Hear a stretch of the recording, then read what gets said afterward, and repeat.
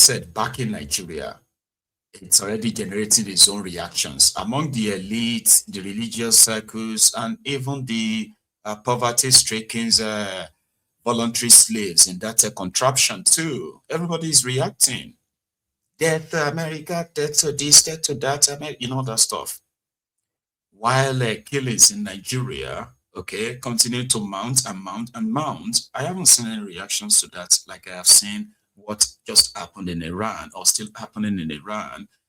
And then some people gather themselves back in Nigeria. It's actually a talk. First, right? Those who have to tell or kind of like a protest it. So those ones are today.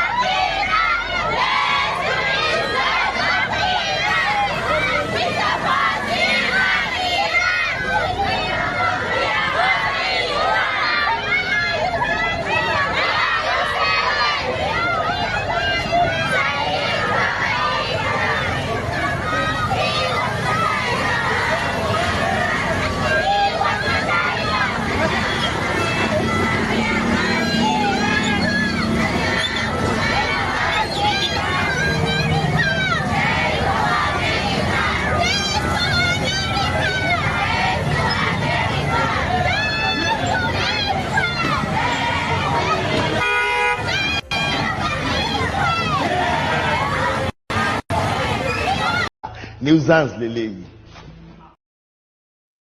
Nuisance, of course. And that is something that I always kind of find strange. When you look around these, what they say, Shiites, okay?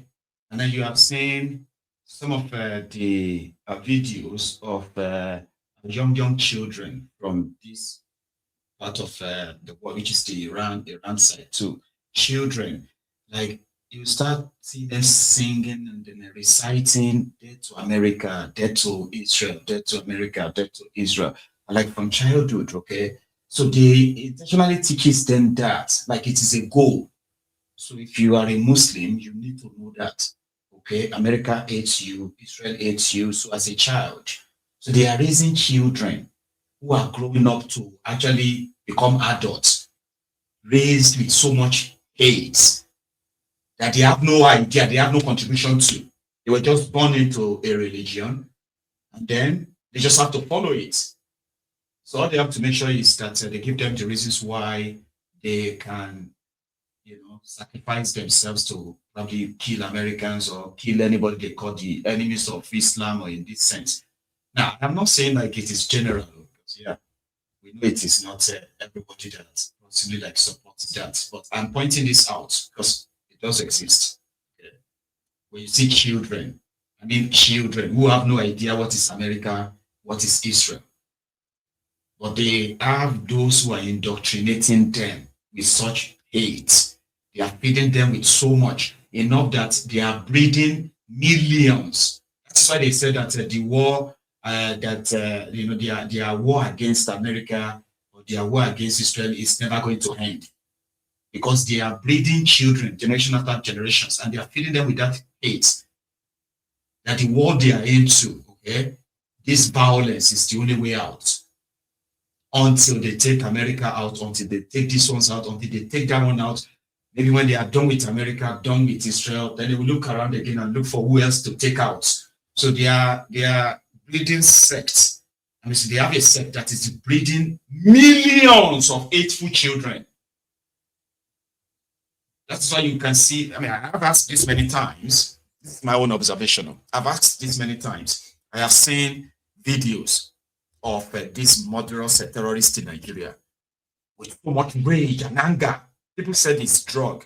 I said, well, maybe drug gingers it, but some of them were actually fed with these hateful messages, hateful, what do you call it, hateful preachings that it's, I mean, preachings that they give to them, raise them to know that it is like, it's glorious if you can take out any Americans or if you can take out any Israelis and all that, okay, in the name of Allah, Allah Akbar, Allah Akbar.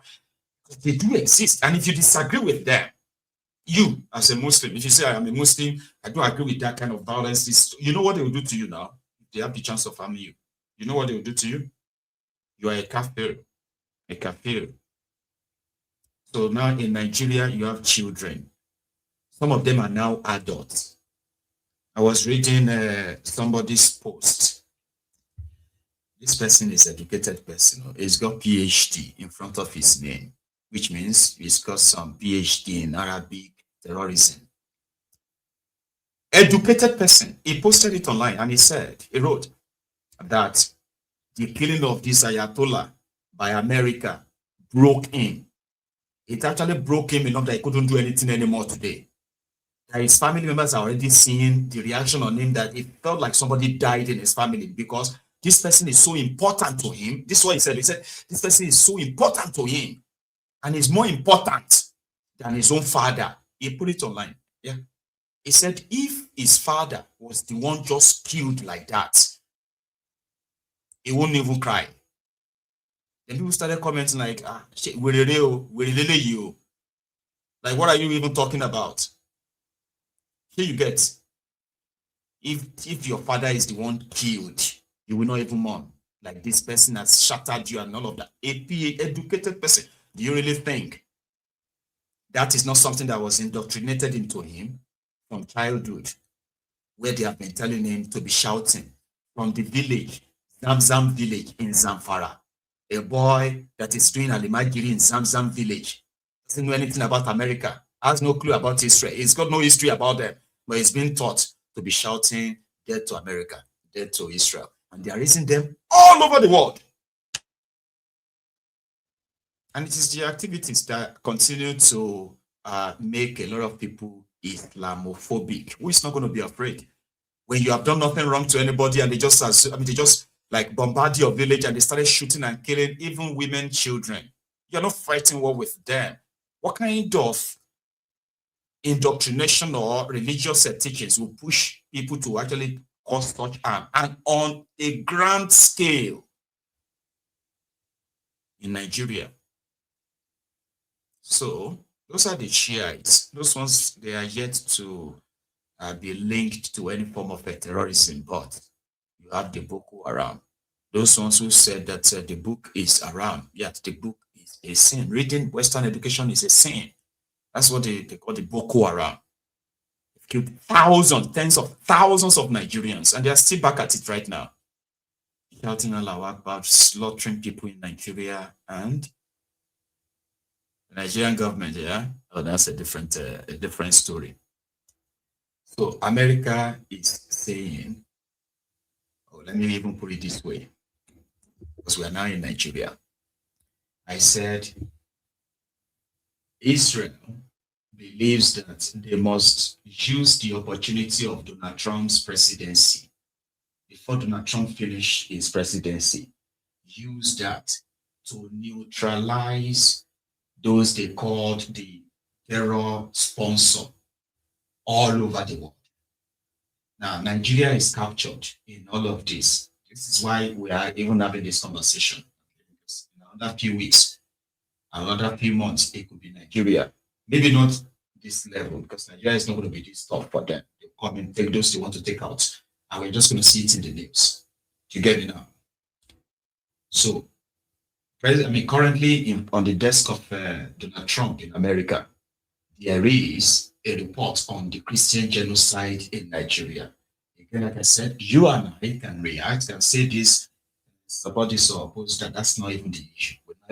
We are like almost inconsequential in what they do. We just read about it and react. I mean, this is the one you have to put in your mind, okay?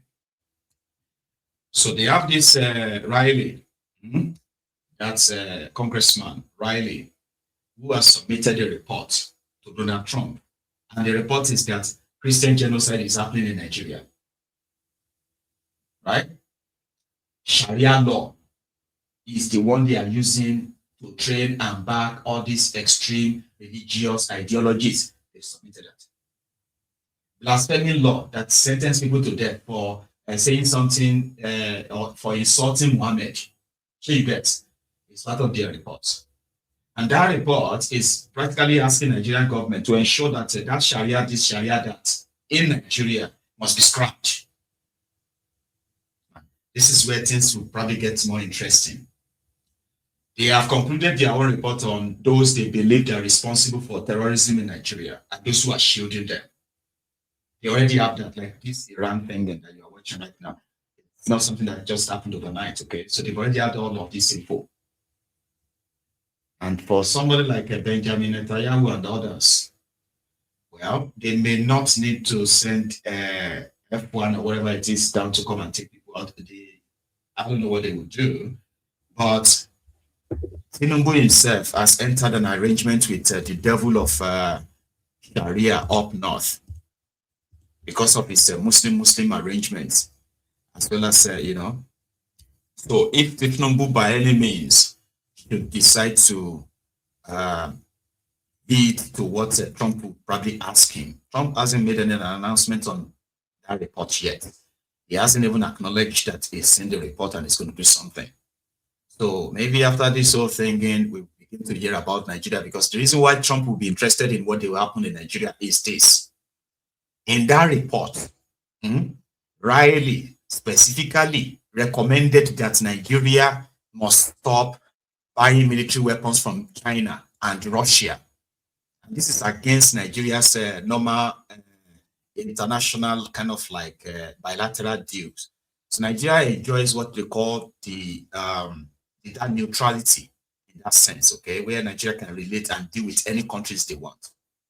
And there is a report in front of Trump that Russia and China, right, are currently involved, not even Russia, but China. China is involved in terrorism, in funding terrorism in Nigeria because of illegal mining. And you know what Trump is like when he sees Russia or China, especially China, in this mix? That may be the reason why they will be interested in Nigeria. And I do not know what other things will be in the shovel. So the people of the Middlebelt who have suffered so greatly since this insurgency started, continue to bury their loved ones. And when Donald Trump showed interest in the issue of the Christian genocide in Nigeria, it was more or less like an energy booster, moral booster for some of those who have been calling for help, international help, local help for years. It was like a breath of fresh air. America is interested now. These killings will stop, even if it's just going to scare them to stop. But it seems that the wait has sort of like evaporated or somehow like destroyed the high expected hope of that time in the next video I'm about to share with you, because it's lasted 3 days. The terrorists struck again in Bakenladi. They killed another like 20 people again in what later led to another clash where the Berom youth staged what they called retaliated attack, and they killed 5 young Hausa travelers. In this sense, it is now like going back, forth, and it's been killings in the last 7 days. Reverend Akobo, who was performing this burial again, actually shouted and screamed that Donald Trump has betrayed or has left them, is now biased, pretty much only talking to Nigeria, and is completely forgotten them in this clip. I don't really blame him. We are not going to run away. If there's going to be full-blown war, it will start from today to the day that God has placed for us. Let them continue to gather. We have chosen to die than to remain burying our brothers.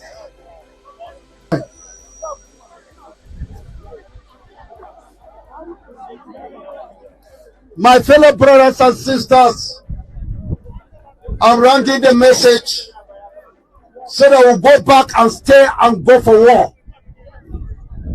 Since the Fulani say we will not rest in Plateau, they are not afraid of the security. From today, we will not be afraid of the security.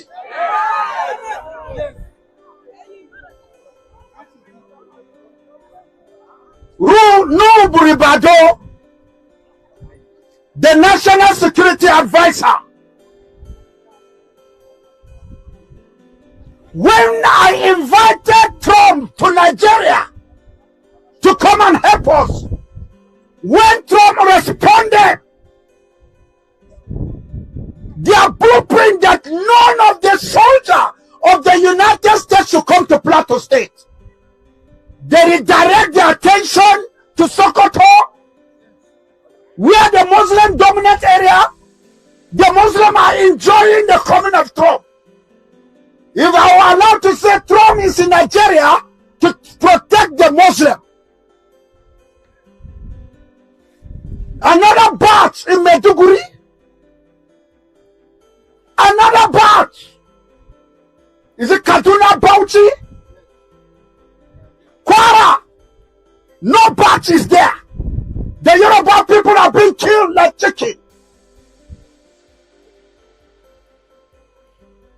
Benue. No army is there. That is Sultan roadmap to wipe out Plateau's Christian. Other Christian in Nigeria.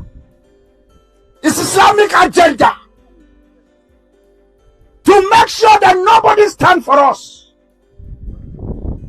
It has come to the time we have to stand and defend ourselves to death. The chairman local government, God bless you for what you have been doing. You couldn't rest. The governor couldn't rest. The man has been trying his best, but his hands are tight. Even Tinubu, his hands are tight. They are deceiving him that they will give him vote. That is his neglect. He should neglect the Christian agenda. Our agenda is for everybody to have Christ in his life. If you accept Jesus as your personal savior, that is our agenda. But not to kill anybody. Last year, the Fulani terrorists, they killed the chairman Miyati Allah of Barkiladi. I was challenging the Fulanis. Where is my friend Muhammad, the chairman Miyati Allah of Barkiladi, whom we used to work together? But today, the leadership of Miyati Allah in Plateau State, especially Barkiladi, are members of terrorists. Because that man sacrificed his life to stop killing, to stop cattle rustling. Because he was a blocking block for them.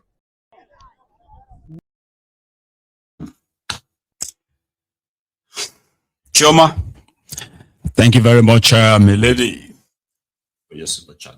Thank you. It's everyday thinking. There's a community called Manzu in Bauchi just about 3 days ago, right? The terrorists struck, this time Boko Haram. not even Fulani terrorists, Boko Haram for real. They came in, killed over 30 people. Those who managed to escape, they escaped on foot, right? They ran on foot straight to Gombe State. Duba ga ma an samu wani hali jihar Bauchi a cikin wani gari da ake cewa Mansur, gashi dai muna ta tafiya sun zo sun kashe al'umma. Now that's people's reality. When you see clips like that, or you hear just this news, they are not just headlines. Oh, these are lives. These are people with hopes, dreams, aspirations, and what have you, just like you. That their lives have